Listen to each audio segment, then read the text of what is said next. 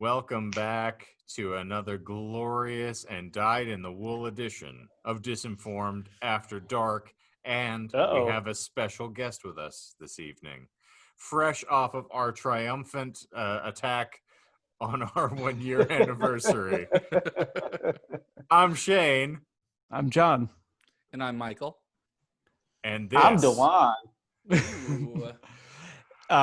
Real quick here. So Duwaun already knows that this happened, but remember I was like, hey, so the end of the season's happening. Season 2 is going to start. We're going to have to kind of get used to our new personalities, our new looks and vibes. Yeah, I shaved my head.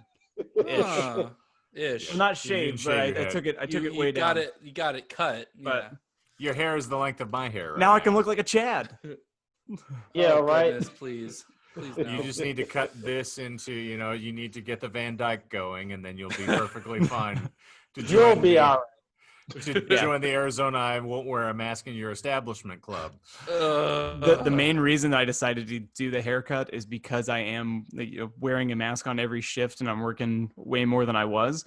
So I wear a hat through my entire shift, so I didn't feel the need to have hair or as much hair underneath the hat. That's fair. I just felt like being efficient. Personal grooming. Not me. Oh, man. That's beautiful. I look like somebody's drunk grandpa. That's how my shoulders look right now, as a matter of fact. I saw Duwaun last night. He was getting beers at Bottle Shop, and he was wearing a hat that said "World's Best Granddad." On brand. I appreciate it. It was on brand. Love it. Shane, what do we do on this this YouTube thing? So on this glorious video companion podcast that we have to Disinformed, we like to entertain the notion of Mr. Chuck Klosterman's hypertheticals, but I understand that might be problematic, according to our friend Duwaun here. Yeah, tell us about Chuck Klosterman's podcast. Slander Chuck for a moment. Actually, I don't even want to call it Chuck Klosterman's podcast. This is a podcast he messed up. So on the Ringers podcast network, he has a podcast with Chris Ryan, who is probably one of my favorite pop cultural people on earth, right? And it's called Music Exists. So they pretty much just talk about, hey, well, how does this, let's talk about the concept of music, which is cool. I'm okay with that. Okay. And then he'll be like, and then Chris Ryan will be like, all right, so yeah, let's talk about Cardi B, or let's talk about the new Beyonce thing that came out, or let's talk about Father John Misty or anything like that. And he's like, well, what about the Doors? Let's talk about the Beatles. You're like, yo, my man, like, you are old as fuck. Mind you, I'm a huge Chuck Klosterman fan. I love him. I've read all his books. Like I like the way he thinks. But when it comes to music, he's such a dinosaur. He'll always just want to talk about like either super old bands, or he'll want to talk about like fucking Dinosaur Jr. ad nauseum. And I like Dinosaur Jr., but well, maybe to me it sounds like, his attempt to, and this is me presuming Mr. Klosterman's perspective, but he's thinking, I want to be the tastemaker for all of these young folks that are stumbling into this podcast, because they'll get the contemporary music exposure just organically. So let me educate you on what was the classic. Oh, because he just hasn't listened to anything new? The 100%. And he's smug enough to acknowledge it. That's what I don't like. He's so smug about it. He's like, oh, well, I mean, nothing really good came out around after the Rolling Stones or after the Beatles, or Pavement was good. He was essential hipster. Yeah. What that reminds me of is the pilot of Arrested Development, and I've said it before, I think, but it's Buster when they're on the cruise ship and he's an oceanographer, and they're like, well, didn't all those other guys like kind of chart the seas? And they're like, yeah, they did a pretty good job. That's him. The guy. But I love you, Chuck Klosterman. Come hang out one day. I don't know what to say. But he can talk to you about Dinosaur Jr. Shane, what do you... One, did you know that I was going to rope Duwaun into doing the hypothetical? I did not, but I mean, I had hoped. Good. So, as you are wont to do. Mm-hmm. Duwaun, are you aware or have you read any hypotheticals from Chuck Klosterman? I've read all this shit, but for the people that You don't invented know, them. Yeah. let's break it down. Yeah. So here is today's glorious hypothetical. Someone builds an optical portal that allows you to see a vision of your own life in the future. It's essentially a crystal ball that shows a randomly selected image of what your life will be like in 20 years. You can only see into this portal for 30 seconds. When you finally peer into the crystal, you see yourself in a living room, 2 decades older than you are today. Congratulations, you're still Oof. alive. Oh, that's a relief. You are watching a Canadian football game, and you are extremely happy. You are wearing a CFL jersey. Your chair is surrounded by books and magazines that promote the Canadian Football League, and there are CFL pennants covering your walls. You are alone in the room, but you are gleefully muttering about historical moments in Canadian football history. It becomes clear that for some unknown reason, you have become obsessed with Canadian football. And this future is static and absolute. No matter what you do, this future will happen. The optical portal is never wrong. This destiny cannot be changed. The next day, you're flipping through television channels and randomly come across a preseason CFL game between the Toronto Argonauts and the Saskatchewan Roughriders. Knowing your inevitable future, do you now watch it? Jesus. That's a good Well, one. you'd have to, right? Like if that's who you are as a concept, as a person, as a human, you'd have to watch it, right? Because that's what you're into. I feel like that's like the wormhole. Like Or it's how the do you buck that system? Yeah. right. It's like it reminds me of an old show on the Disney Channel called That's So Raven, and You ain't never seen an episode of That's So What Raven. is- Don't front. And I if that's love the- that show. You And I would. I'm not Oh my surprised. God. oh my So goodness, it you was a haven't good seen- show. So Okay, of so- all the pop culture things you like, that's your go-to. So Michael's never seen a Coen Brothers movie, but he's seen every season of That's So Raven. I was a kid back then. You're The practically show one now. Oh my! Get out of here! Just because you're a Hold on, couple Larry, months and on older that than me. note- All right, ladies and gentlemen. Okay. Jeez. So can I, as always, ask a clarifying Please question go here? for it. So you say Canadian football. Does that mean like, soccer? No, That's it what is I the was gonna ask, Canadian too. Football League. Oh no, It- there's a Canadian football league. It is Duwaun, help me. football. Okay. Okay. So, So- it's football. Oh, it's football, but They don't It's- tackle it's- each other and they just hug instead? I mean talk that's what it we out. all want, right? But it's I don't think it's 100 yards. I don't think it's I mean obviously they tackle probably and they 100 throw the ball meters. and they catch and all that stuff. Well, I don't It's- think it's not the situation. Yeah, it's just the It's the Canadian metric version system. of the National Football League. That's it's a essentially it. sillier version, pretty much. It's Yes, a silly gotcha. version of the NFL, and the NFL is silly enough. So Fair. Okay, so I think it's time that we introduce Duwaun to episode 1 of After Dark. The hypothetical essentially introduced a character that's been a recurring member on this video podcast, and that is a character named Galrilla Gadot. It is And- it's a gorilla that has learned sign language, and then through the sign language communicates to everyone that she is in love with the sport of football and wants to play defensive end for the Oakland Raiders at the time. And so would you, as the commissioner of the NFL, allow Galrilla Gadot to play football? We have named it Galrilla Gadot, of course. And so, yes, I think arms So- race for the gorilla defensive end who just So- sells body parts off of Yeah. quarterbacks. Yeah. It's where you're hoping that Galrilla got drafted into the Canadian Football League. Canonically in my head, so if it's me looking into the thing, the next day Mhm. comes up, and then what's going to make me watch this particular thing is if she decided to go ahead and play in Canadian football. And I could see 20 years from now me still following Canadian football because of Galrilla Gadot, because she's inspiring. And it's at this point, because again, every time she tackles, she gets the adrenaline rush from playing the game. She just severs arms and limbs left and right, and she fastens them into a necklace.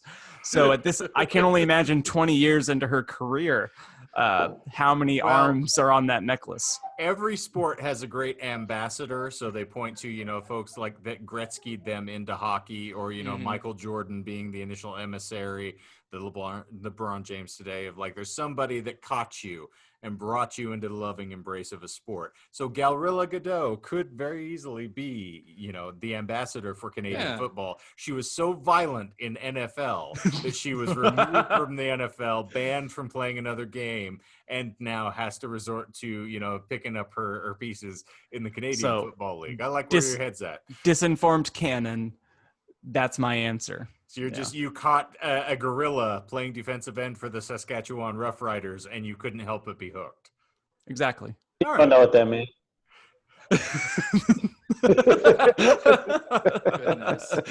Duwaun, what do you say? What's it? What? Huh? I was going to say, so, excuse me? So, God? So, do you break the cycle, or do that the day after and you turn the channel that's on, do you just keep watching? Depends. It depends on who's directing it. It's Martin Scorsese's uncle. Because here's what I want. Okay. So if this is me and I'm doing all this nonsense, I'd want, I don't know, like a Jean-Luc Godard. I want it to be like a French New Wave movie from the 60s. I want that shit to just be, see what's up.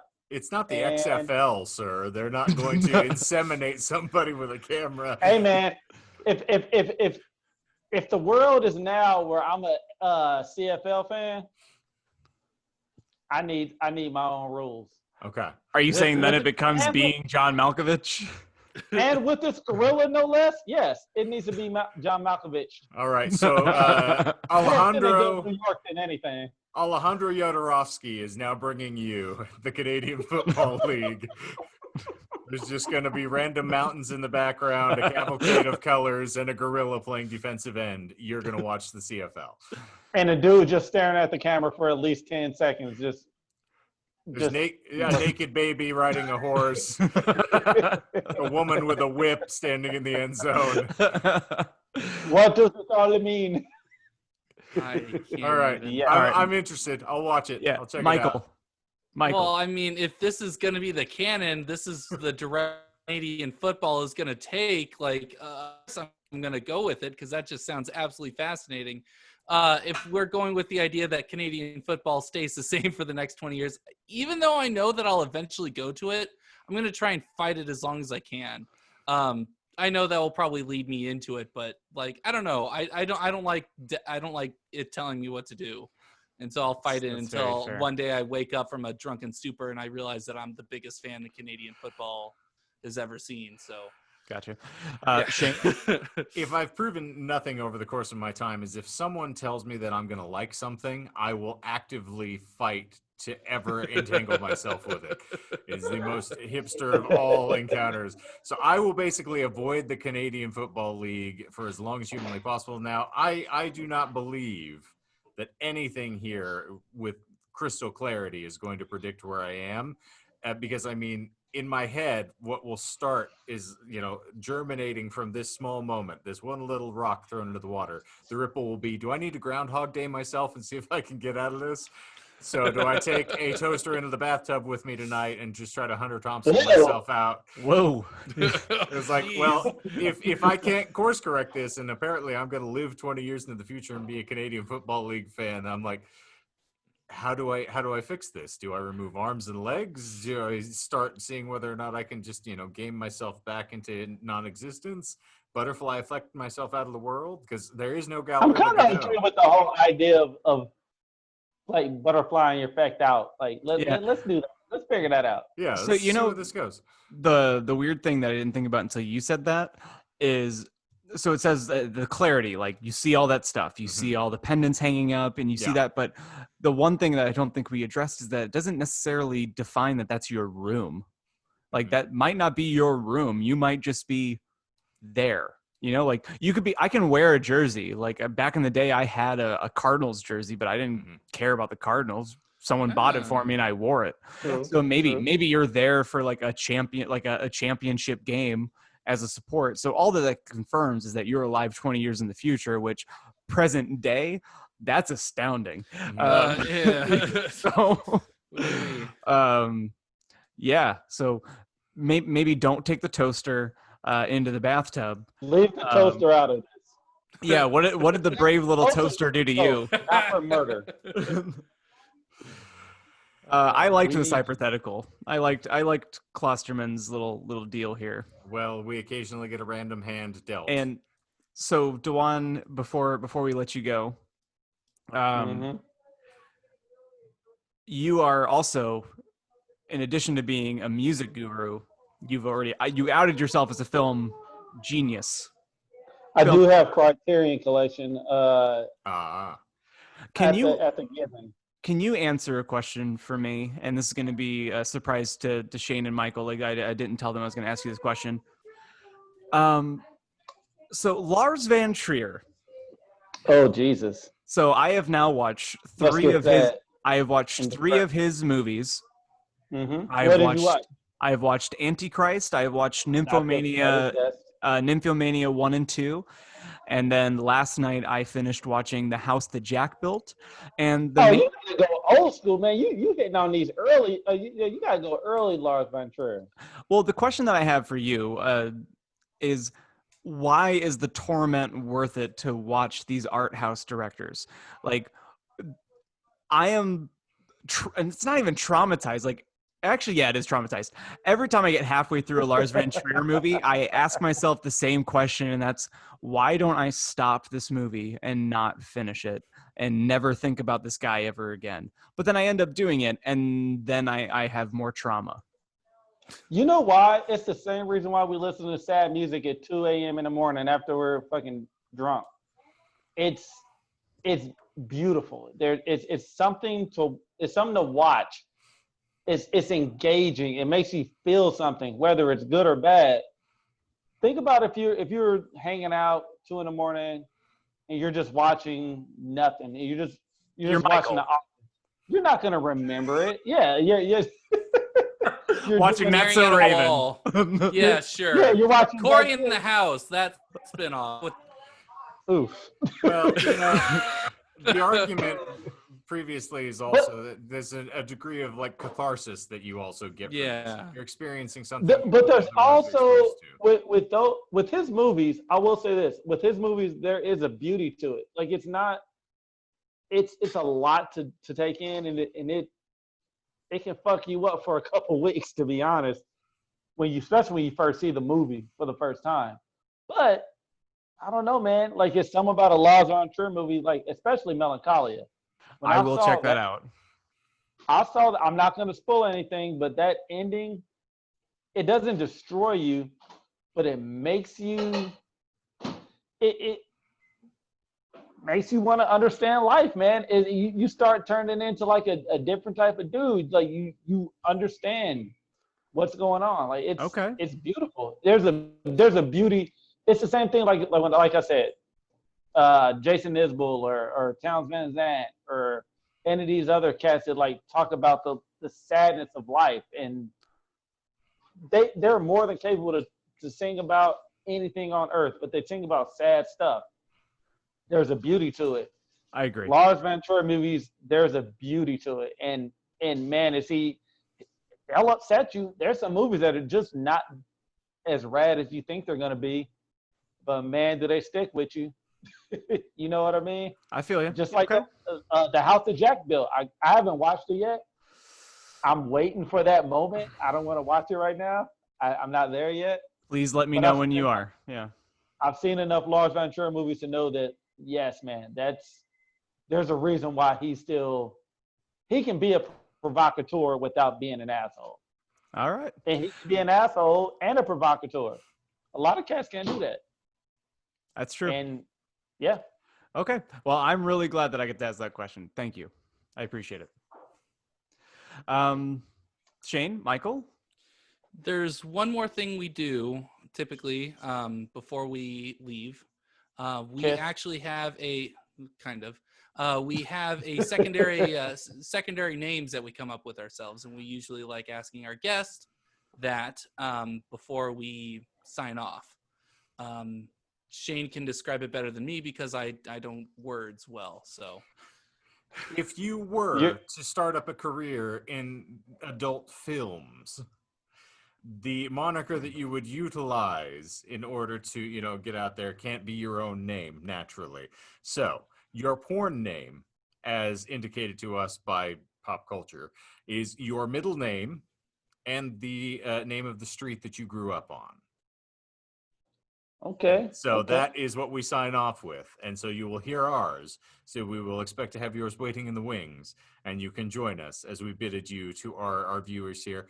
Thank you very much for being here also, everyone. We appreciate you hanging out with us.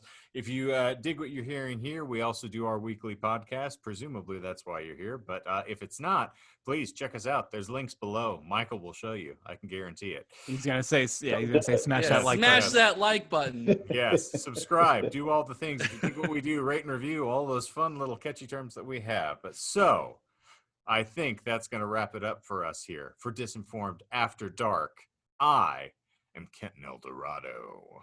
I am Timothy Lone Cactus. I am Robert Greer. And this is your boy, Dale Pendragon, signing off. Yes! Thank you so much, Pendragon. Appreciate you. I'm here for the people. Yeah. Grandpa, what was it like to be on the holiday side?